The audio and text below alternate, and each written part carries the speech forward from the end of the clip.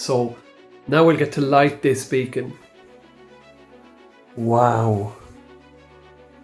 So here's the plan. Oh, it is very fragile.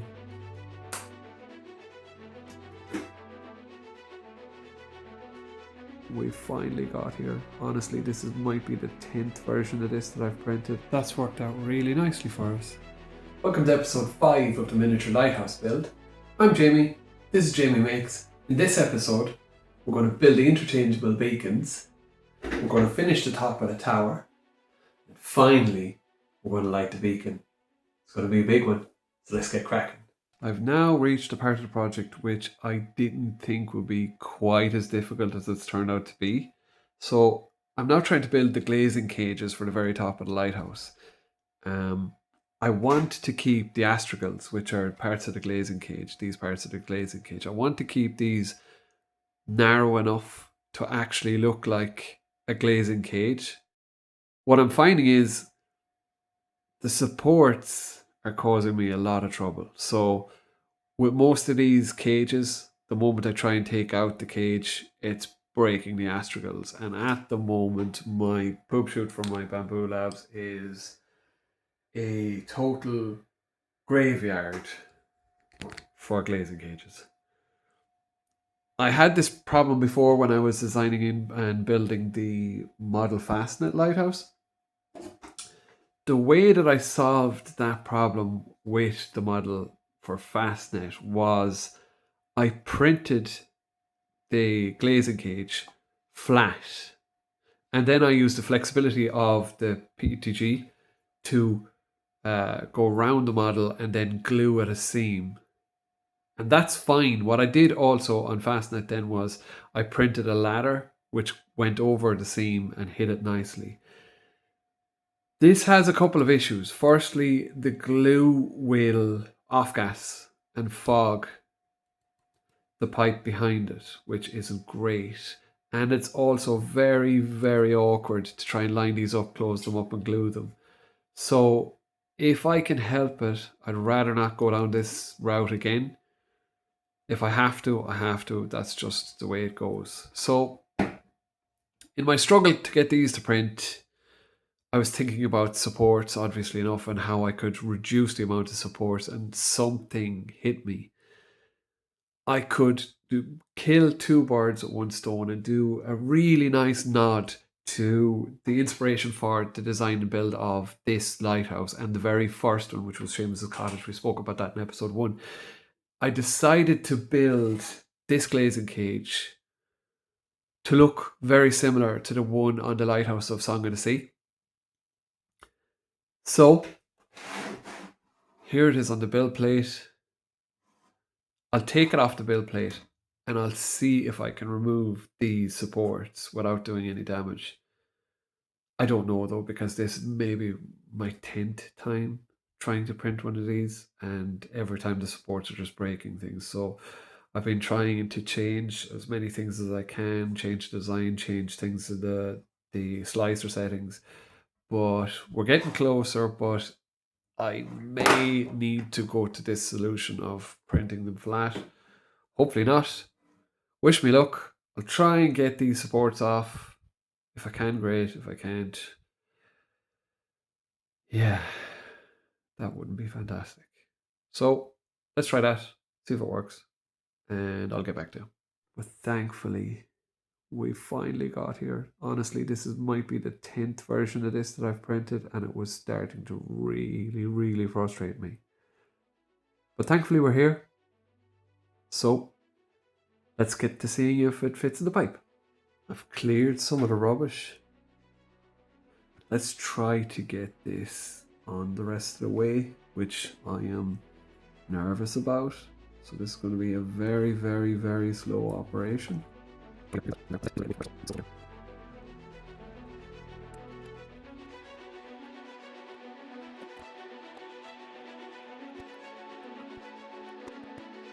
Now,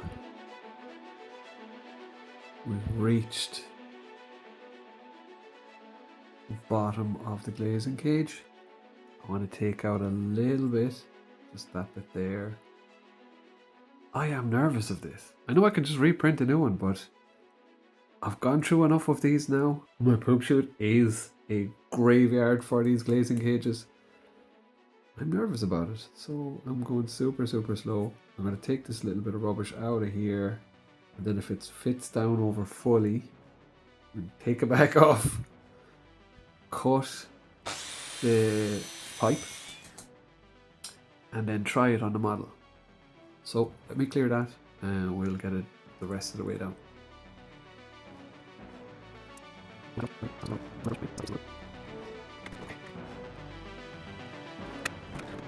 Oh, that's it. It's finally sat.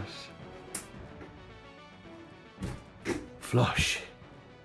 That is a relief.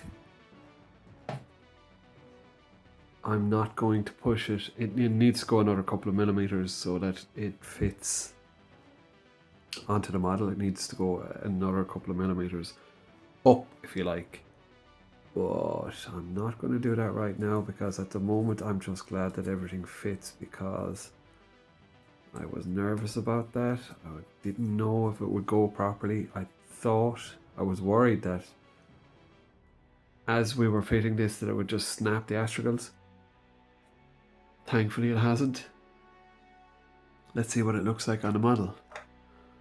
So here's the model up to where you've seen so far. Okay, let's see what this looks like together, shall we?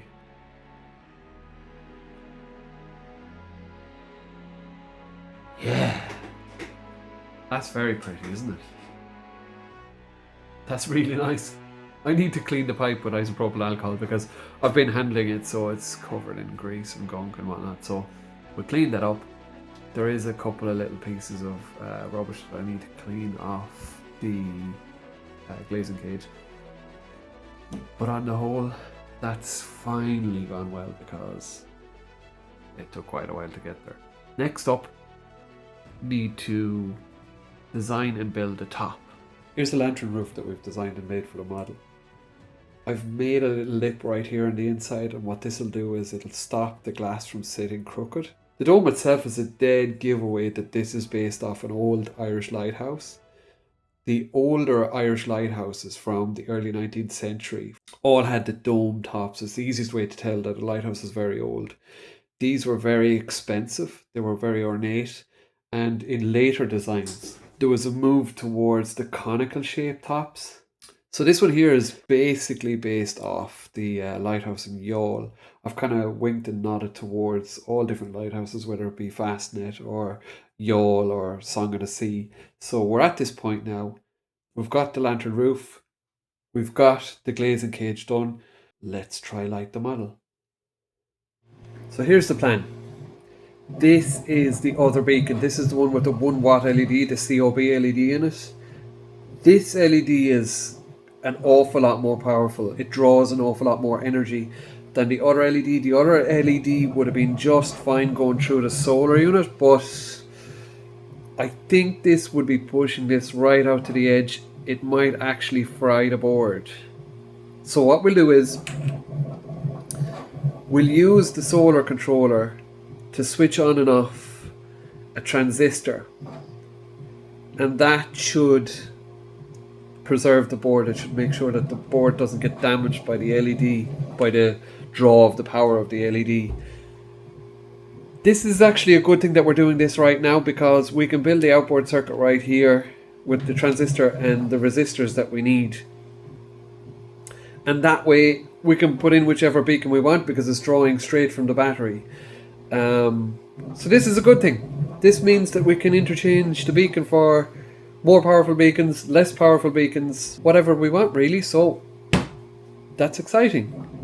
So I'm going to put this stuff onto a breadboard and we'll test them. We'll light the beacons, which will be a lot of fun. We'll see how powerful they are compared to one another. We'll see if this one is an awful lot more powerful than that one, and if its beam is tight enough. I'm worried enough about the beam of this one being so scattered that it doesn't give a flash, but it will be a lot more powerful. So now we'll get to light this beacon. The one on the left is the LED. and the one on the right is the COB LED. But let's light this one, see what it looks like. Then we can swap to the other one, see what that looks like, and then make a decision on which one suits best what we're trying to do. Just going to switch off the light and we'll give it a try.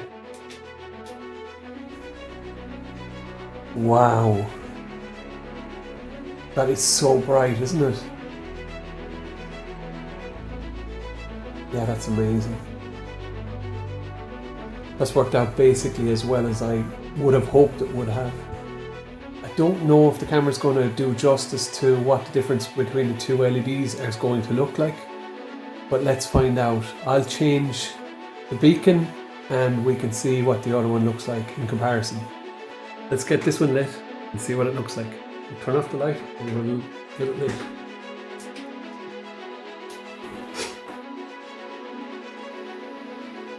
Wow.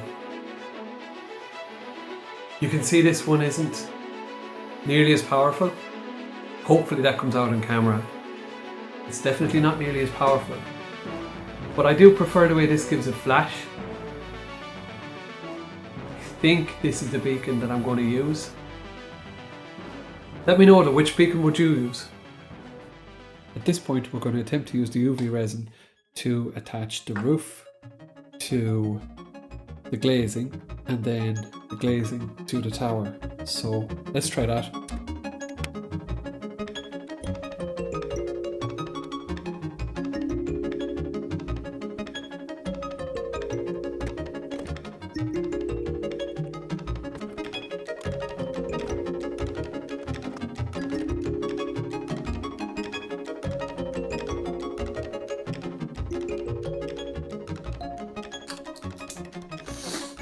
Okay, let's put on the glazing cage.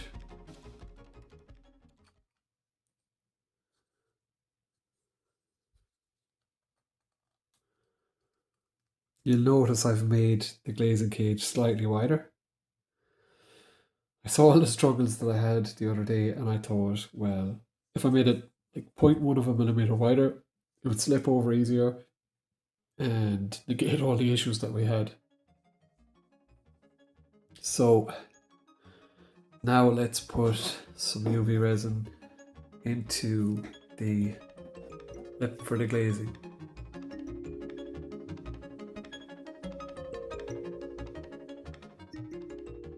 Remember that I do also want this to act as a weather gasket. I do want to also use this to keep water out of the model.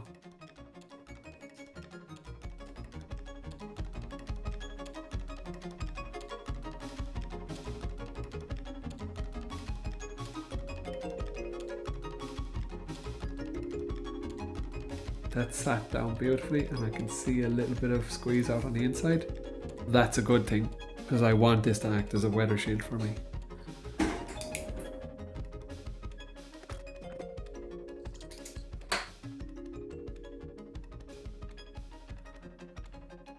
That is affixed. Thankfully, that's worked out really nicely for us. Now we finally got to the point of the video that I've been really looking forward to. Oh, it's been quite difficult to get to this point and quite stressful. You saw the troubles that we had with the glazing cage. I mean, I broke a lot of them to get to this point. I'm kind of glad we got to this point because the dome top suits these thicker astragals.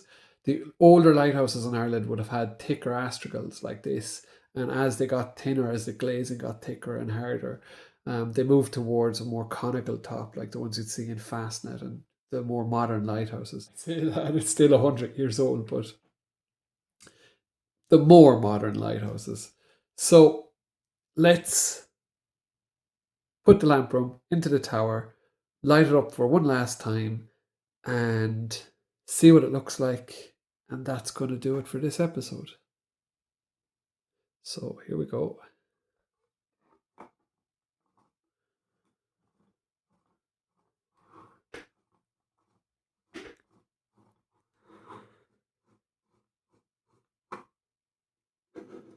There it is.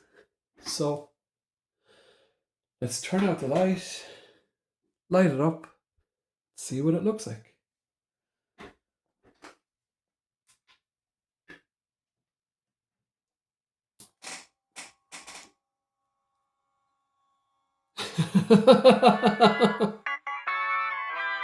Isn't that absolutely beautiful? I'm so happy with it. I'm so happy. Join me in next episode where we're going to be building the rest of the tower.